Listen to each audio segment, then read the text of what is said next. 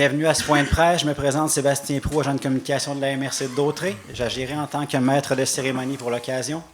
Au cours des prochaines minutes, vous serez témoin de l'état de situation des inondations dans la MRC de Dautrey.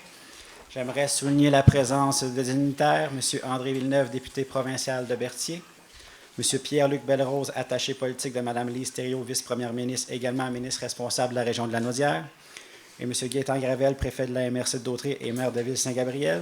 Il y a également de nombreux élus des municipalités concernées dans la salle. À tour de rôle, prendront la parole M. Daniel Brazeau, coordonnateur du comité de coordination des mesures d'urgence de la MRC de Dautrey, le sergent Hugo Fournier, responsable des communications de la Sûreté du Québec, et le major Vincent Lisotte des Forces armées canadiennes. À la fin des trois exposés, il y aura une période de questions de 15 minutes. Des élus seront également à la disposition des journalistes pour des commentaires à la suite du point de presse. M. Brazeau, je vous invite à débuter. Merci. Bonjour tout le monde. Je vais faire un bref état de la situation ce matin. Nous sommes tout le temps en mode préparation et prévention au niveau de la situation. On sait que le niveau est prévu de monter entre 30 et 40 cm au niveau du fleuve. Et ça va durer, ce qu'on nous dit ce matin, jusqu'à mercredi. La hausse devrait, de 30 à 40 cm, va atteindre sa hauteur et après durer jusqu'au 17 mai environ. C'était dit ce matin au point de presse du ministre Hertel et du ministre Coiteux.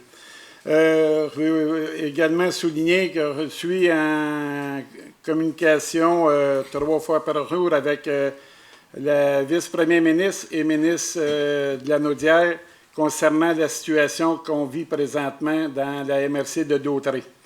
Fait que Mme Thériault, on se parle 3 fois par jour environ.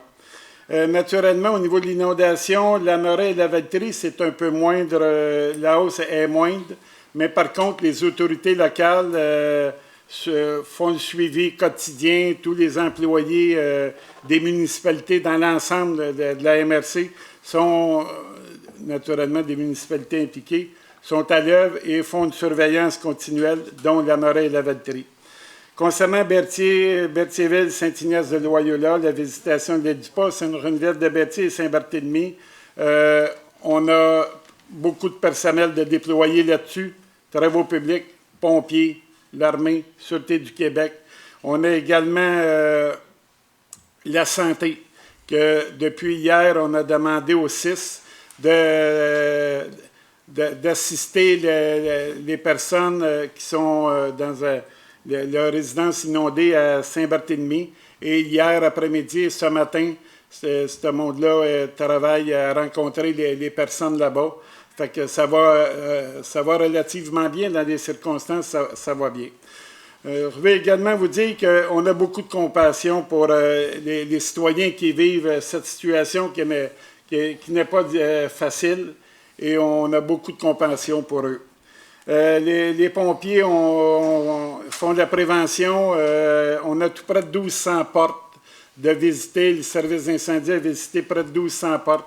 C'est autant des fermes que des commerces, des industries ou du résidentiel pour aviser le monde et remettre des communiqués en disant qu'il y a une hausse à venir au niveau du fleuve. Les municipalités ont décrété l'état d'urgence pour des pouvoirs supplémentaires. Ça a été fait au courant de la semaine et ça va être renouvelé pour un autre 5 jours sous peu. Le comité de coordination est en place. On a ouvert le centre de coordination en début de semaine. Ce n'est pas en fin de semaine dernière.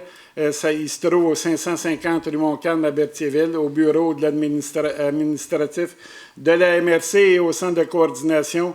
Naturellement, on a service incendie, service de police, l'armée, le ministère de la Sécurité publique, le CIS.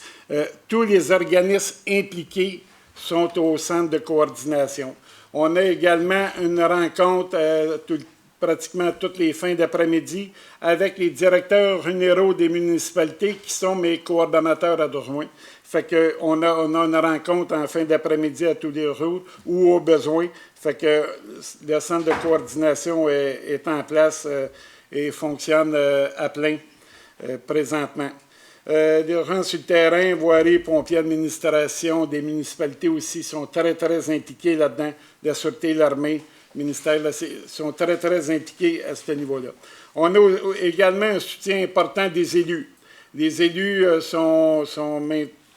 on les maintient tout le temps informés via notre service de communication que, en passant, ils font un travail extraordinaire. C'est pratiquement du jour et nuit pour maintenir nos citoyens, maintenir les élus au parfum de ce qui se passe sur le terrain.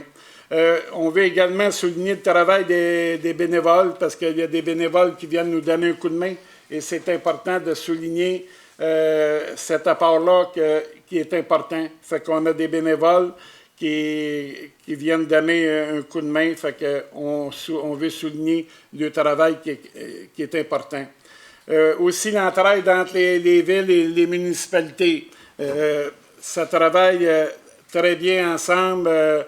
On va voir des véhicules d'une ville dans l'autre ville et ainsi de suite, des équipements lourds et ainsi de suite. On a eu aussi des offres de compagnies d'équipements lourds qui peuvent nous envoyer de l'équipement pour venir nous soutenir dans notre travail quotidien. On l'a pris en note et si on a besoin, on va lui faire signe naturellement.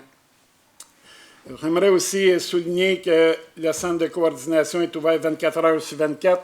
J'aimerais également donner un numéro de téléphone qui est important, le 450-836-7007, les postes 2588 et 2733.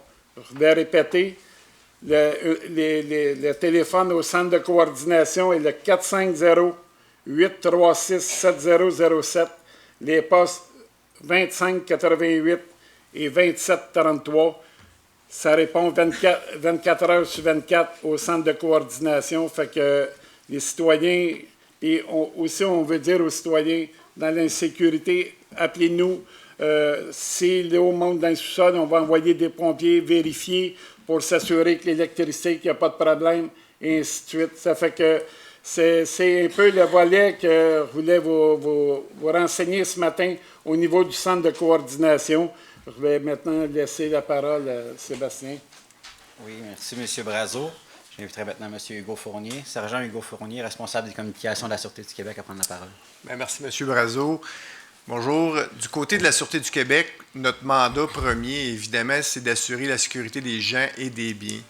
C'est pour ça qu'on a déployé un plan de mesures d'urgence, les structures de mesures d'urgence au niveau de la Sûreté du Québec, et il y a 250 policiers à la grandeur de la province présentement qui sont affectés aux inondations. Donc, en plus de la patrouille régulière, c'est 250 policiers.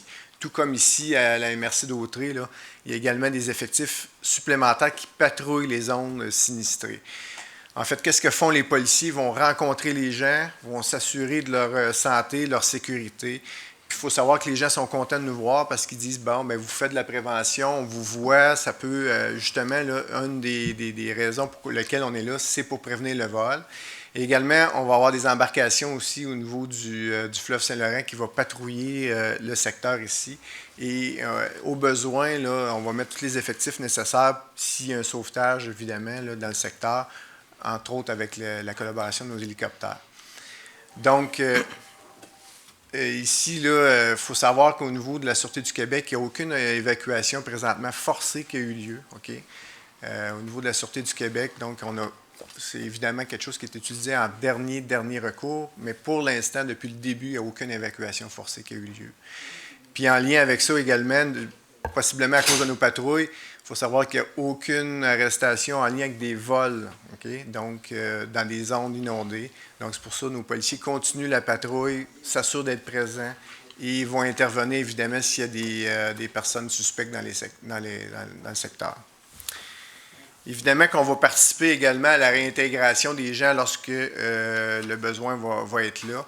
Et lorsqu'on sent justement qu'il y a des gens dans le besoin, on les réfère aux bonnes personnes, à nos partenaires, parce que depuis le début, on participe avec nos partenaires au niveau de la sécurité civile, au niveau des forces armées canadiennes, au niveau des services incendies, des municipalités. Donc, la Sûreté du Québec participe avec eux. Autre message qu'on peut envoyer, c'est aux automobilistes, justement, on leur demande d'éviter les zones sinistrées, d'éviter les zones inondées. Donc, justement, pour ne pas nuire aux opérations, on demande aux curieux de ne pas se présenter dans les zones sinistrées, dans les zones inondées. C'est évidemment, ça congestionne avec la fin de semaine qui s'en vient. On ne veut pas, justement, que les opérations là, des services d'urgence soient encombrées. Et autre chose, on demande aux automobilistes de respecter la signalisation temporaire. On voit parfois rue barrée. On demande donc aux gens de respecter cette signalisation-là qui est installée. Et l'autre point, c'est au niveau des plans d'eau. On ne recommande pas aux gens d'utiliser les plans d'eau, puisqu'effectivement, avec la crue des eaux, c'est téméraire de s'y aventurer. On a encore eu dernièrement là, des événements un peu malheureux là, qui se sont passés. Donc, on demande aux gens d'éviter les plans d'eau qui sont fortement agités. Ça résume bien. Merci, M. Fournier. J'inviterai maintenant M. le Major Vincent Lizotte des Forces armées canadiennes à prendre la parole. Merci. Merci Sébastien, M. Fournier, M. Brazeau. Bonjour à tous. Nous, notre mandat premier, depuis qu'on a des troupes sur le terrain depuis samedi, c'est vraiment de supporter les autorités civiles, de rajouter des bras, puis des moyens de transport là, qu'on peut apporter avec différents types de véhicules. On a commencé à influencer beaucoup la région de Saint-Barthélemy. On a environ 30 à 40 soldats présentement là avec des véhicules qui supportent des évacuations volontaires en lien avec les services d'incendie, les policiers et les services de santé. Ensuite, on a présentement environ 30 soldats qui sont arrivés à Sainte-Geneviève dans le but de faire des préparations de sacs de sable pour la population. Donc, on garde un œil sur la région attentif. Puis on a une oreille attentive aussi en ayant là, des membres là, au MRC pour accélérer la coordination et le déplacement des troupes sur le terrain. C'est pas mal ça pour la région présentement. Sinon, mon groupe d'influence s'étend jusqu'à l'est, Yamachiche et Trois-Rivières, pour moi, là, ma responsabilité. Mais on est très impliqués à Saint-Barthélemy et à Sainte-Geneviève. Là, on commence à regarder de plus en plus les demandes là, du MRC. Merci Sébastien. Merci M. Lizotte, qui met fin au point de presse. Pour les prochaines communications, s'il y a des développements majeurs, il y aura un nouveau point de presse, sinon on va y aller par communiqué de presse. Merci de vous être déplacés pour l'occasion et passez une belle journée.